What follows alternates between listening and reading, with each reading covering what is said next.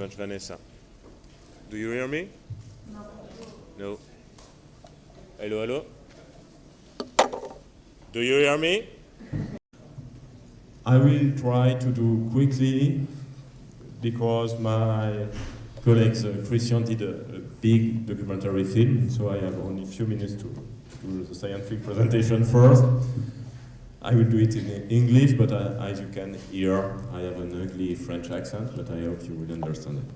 So, reading this paper title, you may believe that it will not directly concern Garifuna people that are a fruit of a post-Columbian ethnogenesis. That is far to be the reality. The Garifuna history is maybe in the West Indies the most spectacular proof that cultural heritage is not a matter only of genetics, blood, and skin color.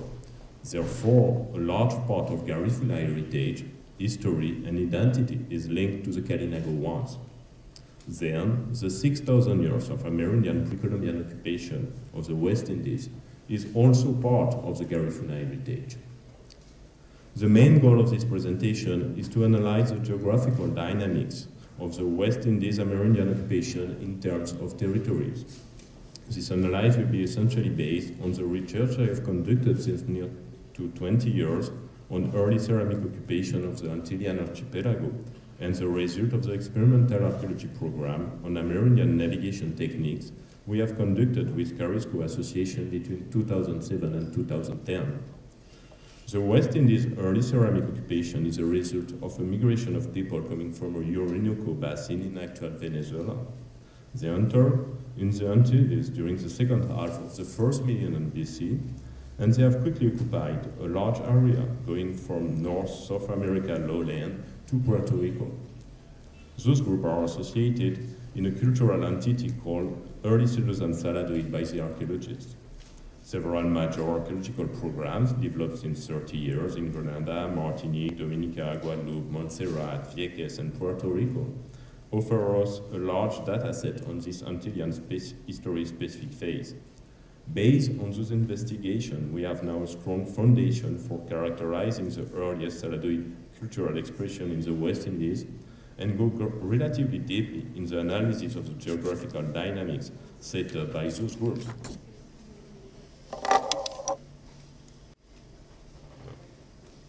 The early settlers and Saladoid groups can be defined as pioneer societies. They are characterized by a predetermined economic system and a strong cultural identity.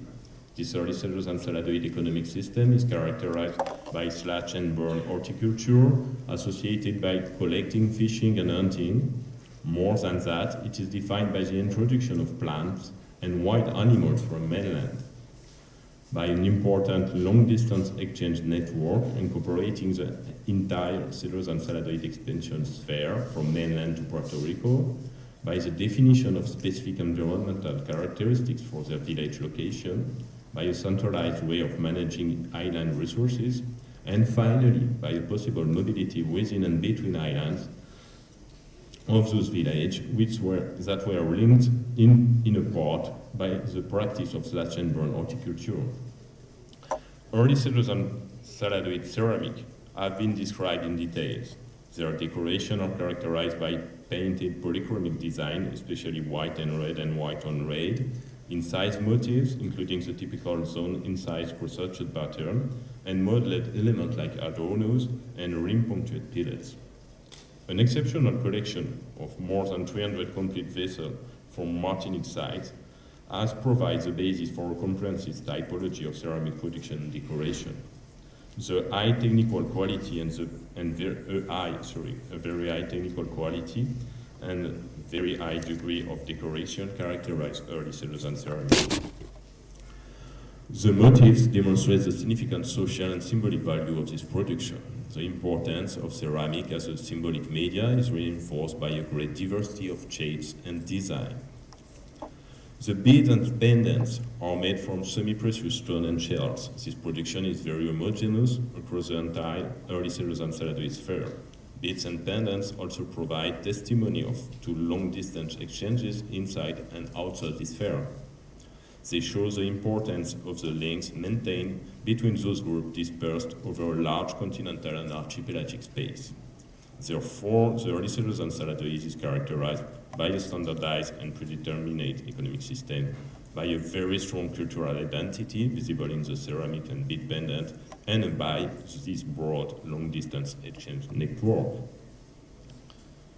In Martinique, all the early settlers and Saladoid sites are located in the North Atlantic coast, facing Dominica. Therefore, after near to 10 years of excavation in Martinique, I have decided in 2004 to cross the channel. Our desire was to evaluate the validity of the classic territorial model used by the archaeologists for the Laser Antilles pre-Columbian occupation. This model, developed by Irving Roos, is centered on the complex concept, that is minimal entity corresponding to a level of perfect cultural equivalence of all the group related to the same complex. Geographically, the complex is associated in the Laser Antilles with single island. Thus, in this model, each island appears to be a perennial, valid cultural territory. The underlying element of this vision is that each channel constitutes a geographical boundary, and that the supposed natural boundary are stronger than any social or cultural considerations. In fact, our hypothesis was that the term complex may better be applicable to terrestrial and maritime space, including nearby islands. We tried to test this hypothesis during our 3-year research program in Dominica. We hope that our work will enable us to determine if the sea provides a link or a frontier for early Amerindian pioneers. Indeed, we strongly suspect that the modern perception of the Laser Antilles is dominated by an important inter-island divisions that came into being with colonization and more recently decolonization, probably have little or no relation to how the pre-Columbian people perceive their world. The idea was to leave the terrestrial island approach to develop an archipelagic maritime one. Early ceramic sites in Dominica are spatially divided into sets, separated by an important gap. The first set is composed by 3 sites located in the north part of the Atlantic coast, facing Marie-Galante. The second set is composed by 7 sites located in the south of Dominica. Two types of analyses have been conducted concerning those sites.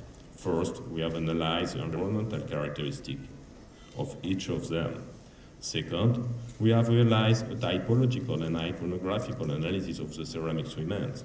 Finally, we have compared the result of those works with the ones we obtained earlier in Martinique. After those researches, we have been able to clearly demonstrate that 2,000 years ago, the people living in the south of Dominica have shared more cultural affinity with the contemporaneous groups living in the north of Martinique, than with the group living in the north of Dominica. Therefore, if we have to delimit a mineral cultural territory for that period, it will integrate North Martinique, the Martinique Channel as base of contact and fishing place, and South Dominica. Therefore, it appears clearly that we have to completely change our vision of Amerindian Laser Antilles territories, adopting this marine and archipelagic point of view. This new perspective may have multiple consequences on our archaeological practice, but before to be able to obtain new results, following this way, it was clear that it was essential to have solid information on pre-Columbian navigation techniques. Here was the scientific motivation of the Kitango Mingo EMA, the Road of Our Ancestor program we set up with Carrasco Association. Our knowledge of Amerindian navigation techniques in the West Indies are based on a few archaeological data, on the European historical accounts, and on the technical tradition maintained by the Kalinago from Dominica and the related Kalinia from mainland. Therefore, we asked to a Kalinia canoe building master from Guyana to recreate for us a large 60 feet offshore traditional dugout canoe,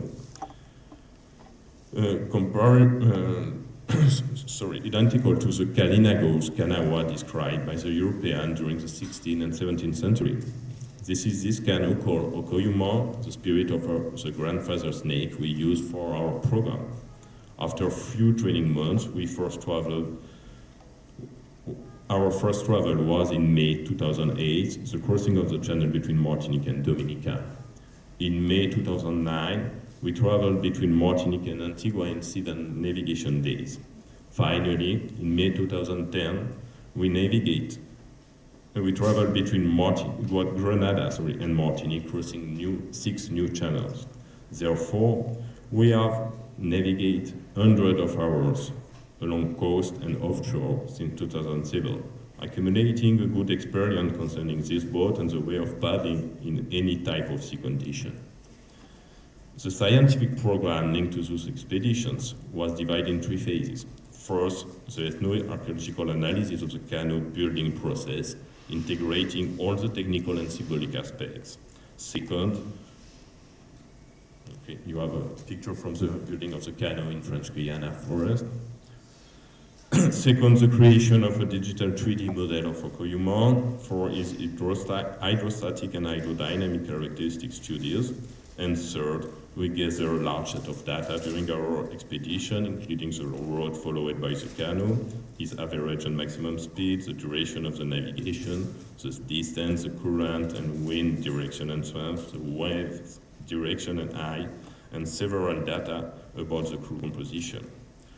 What are the major results of this program? First, we have discovered that these boat types have great marine qualities. We have been able to navigate with Okoyuma in strong sea with waves between 6 and 9 feet 8 and 20 knots of winds. The major difficulty is linked to the wave frequency and direction. The worst conditions are short waves arriving directly on your board.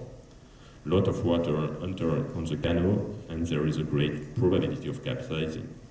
Our average surface speed was between 3 and 3.5 knots, with a maximum surface speed between 4 and 4.5 knots during short time periods. Therefore, this type of canoe average speed is equivalent of the one of a quick walker on a flat trail. On the side of the navigation program, Okoyuma hydrostatic analysis provides us another interesting data set. First of all, this route demonstrates clearly that canoes were canoes able to transport a lot of weight. With a complete 27 members crew, we navigate on quiet sea with 1 ton of furniture in the boat, and we cross all the channel with 500 kilos. This information is essential, offering us for the first time a good evaluation of the Amerindian transportation capacity. Thus, the Kitango-Mingo program scientific result enable us to change our point of view and really enter in this archipelagic and maritime perspective. Finally, it's also important to point out that on the side of the scientific aspects, Carisco Association Kitango-Mingo EMA program also integrates strong social, cultural, and symbolic elements. Reopening ancestral maritime roads, Okoyuma have been the media for reappropriation by the Lazarantian population of a shared heritage, a shared space, and a shared identity. The archipelagic perspective is the main way to apprehend the Amerindian West Indies occupation, because that is the way they apprehended the Antilles, as a space unified by the sea.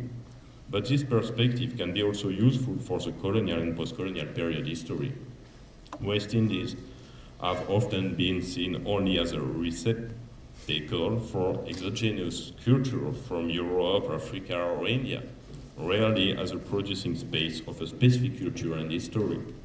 Integrating the archipelagic perspective for the colonial and post-colonial times is a way to analyze the Antillean historical internal dynamics, forgetting for a moment the Atlantic world. Those internal dynamics are numerous and have had a major impact at several levels. If St. Vincent is a Garifuna birthland, the Antillean archipelago is also the good scale to understand their history. Their tight relation with Victor Hugo in Guadeloupe during the last Carib War is a good example of this reality. Thank you very much.